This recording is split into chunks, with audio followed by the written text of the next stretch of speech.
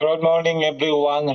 In this video, we will talk about the Corbett tokenomics, no updated tokenomics, and it's very important for us, especially all the CrowdOne members all over the world, that you will understand what we are going to do, no, in the next days, especially that our Corbett token is launching in the global exchange very soon. Okay.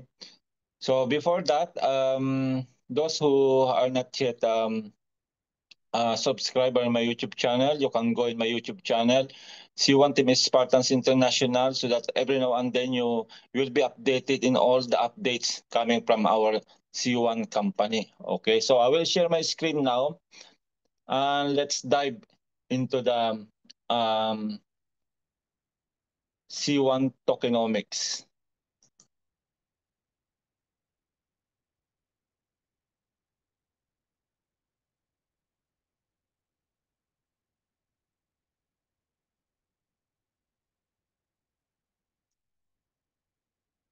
Okay.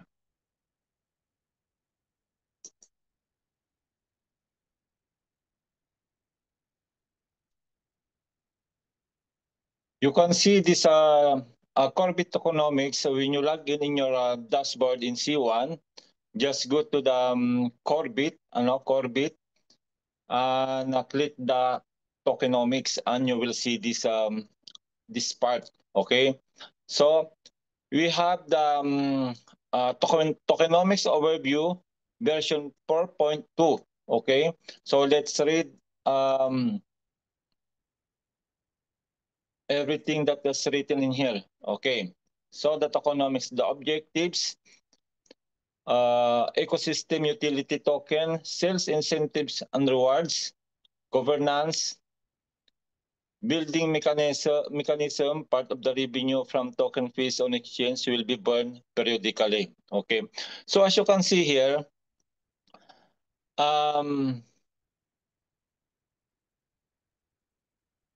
there are the allotted token, in every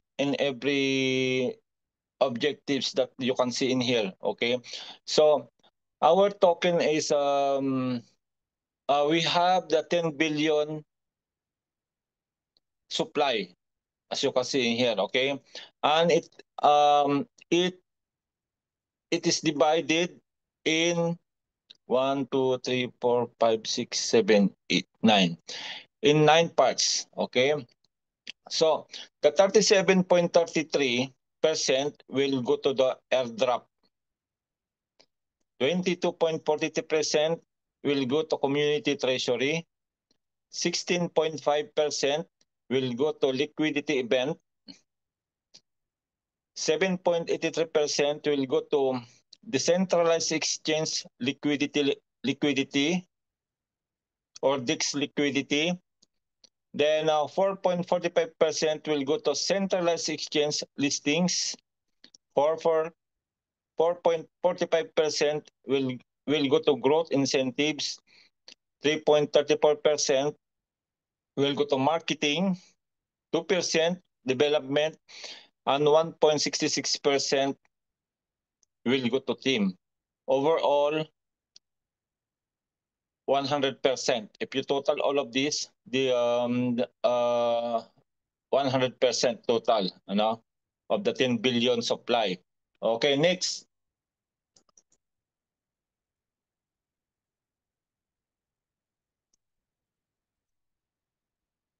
Let's talk about the Corbett utility. This is very important for us to know. Where can we use our Corbett? No, especially when it will be launched already in the global exchange, there are many utility that we can use this. So first is staking. It said here that stake Corbett token or CBIT in the ceiling ecosystem to earn rewards, enjoy privilege, and support network security. So as you can see, no, I have already 65,000 token that was staked in the staking pool. 65,000. I have already 65,000 because when I bought the power bundles and super power up, we already received the whole Corbit token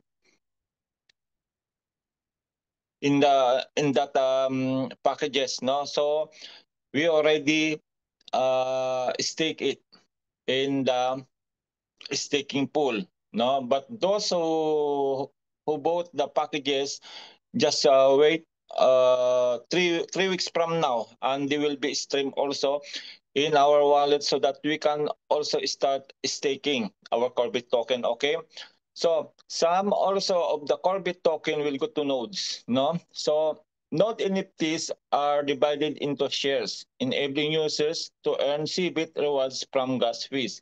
So I bought also the node pack, which have not NFT in it, and when the um, global exchange will start, so we will have the gas transactions. We have the gas transactions, and every gas transactions using the Corbit token, we will have shares and rewards. Okay, so congratulations to those who bought the node NFT. No. Then next is the transaction and exchanges. Cbit or Corbit serves as a medium of exchange within the C-Link Web3 ecosystem. So medium of exchange, I think it's about the converting of our Corbit to other token, or swapping the Corbit to other token in that transaction and exchanges. The next is incentive programs. Cbit or Corbit incentives specific behavior and achievements within the ecosystem.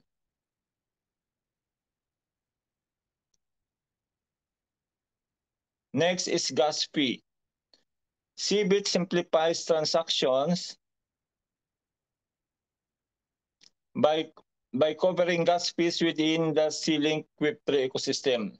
Okay, so as I mentioned in the node NFT, we will be using the gas fees, no. So some of the Corbit token will go to the gas fees, no. And of course, all the node NFT owners will receive rewards from all of these gas fees transaction. Okay. Then selling crypto card. This card enables Cbit for real-world use, offering discounts, rewards, and exclusive perks. As you can see, we will have also our crypto card.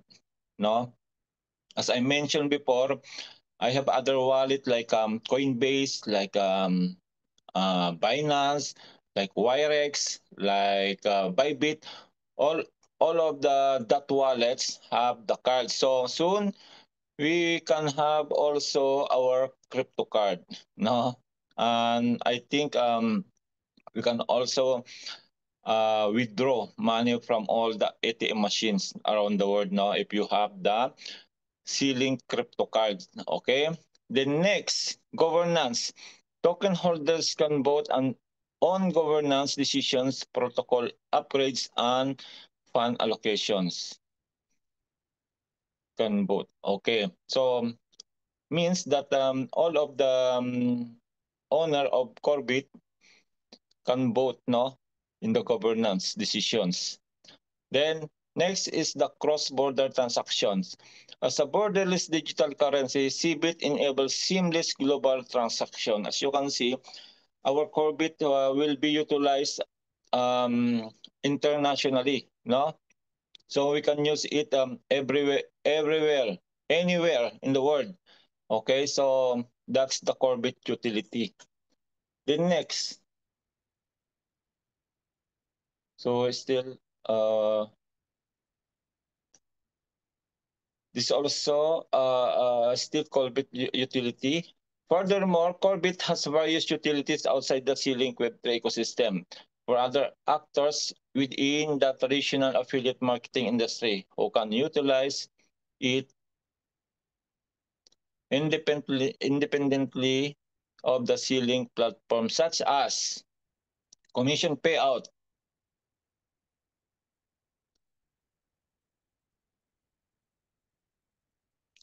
affiliate marketing companies can use Cbit or Corbit to distribute commission and bonuses. It means to say that apart from having commissions in Bitcoin, no, because C1 also gives a commission through Bitcoin. So after the global launching or global exchange listing of our Corbit token, I think they will put also Corbit as one of our commissions, no, from the network. Okay. Then membership benefits. Holding CBIT unlocks membership perks like discounts, early access, and premium support. Okay, so we as members of C1 having Corbit token, we can have also discounts, okay, and early access also in all maybe the products and services that will be launched, no, and also premium support from the support team. Okay, that's one of the utility of our Corbit. The next,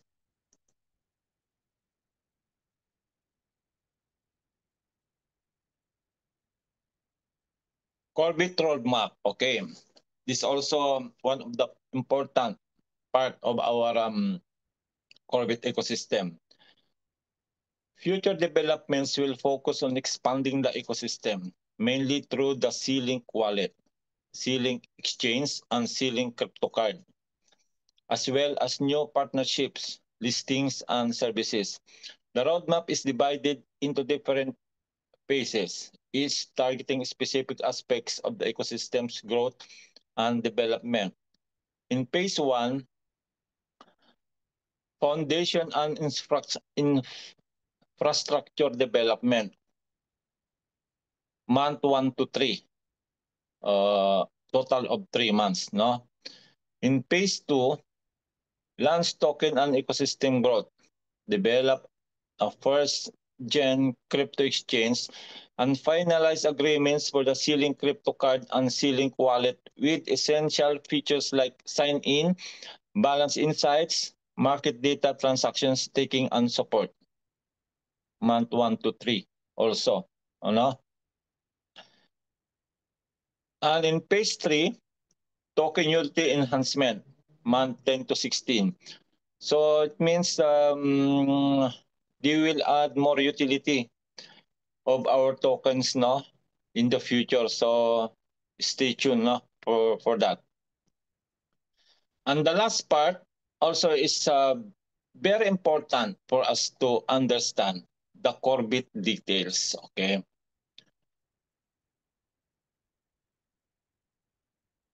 C1 or Crowd1 lands our very own token named Corbit.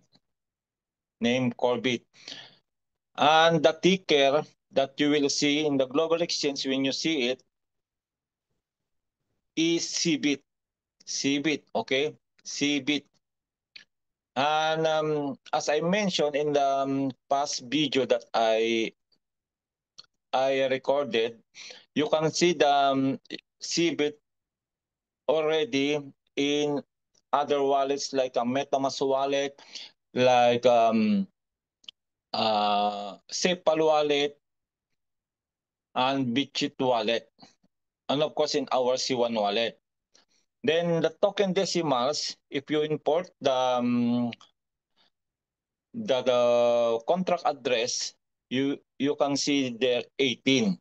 And we have the maximum supply of 10 billion Corbit token. So Corbit token, even though we cannot see it yet in the CoinGecko or in the Coin Market Cap because it is not yet launched, no? It will be launched on April. Take note, April, no? Sir Raj told us. We have already the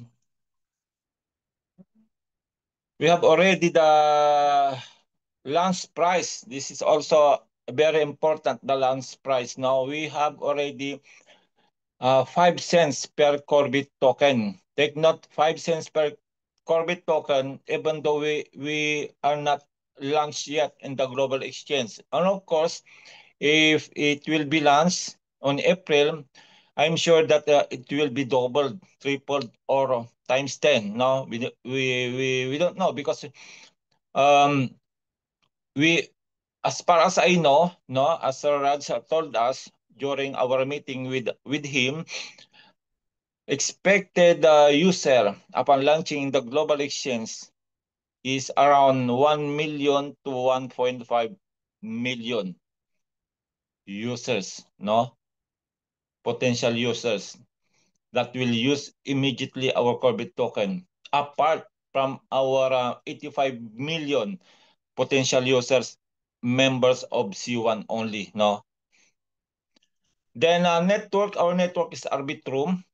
We are under the Arbitrum, and token type is ERC20. We are also under the umbrella of Ethereum, no? And burnable, yes. Verified source code. Okay. So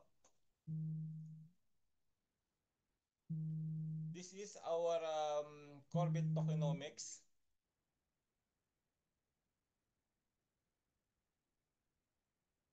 I hope that you understand, no? What are written in it, and you can share it to your members, no?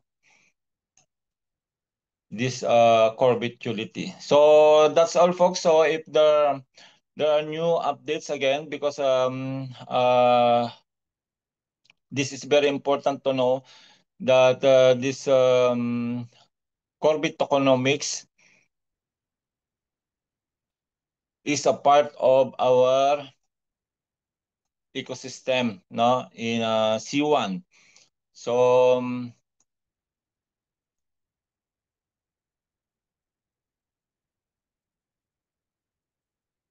we'll see again next time, and God bless everyone.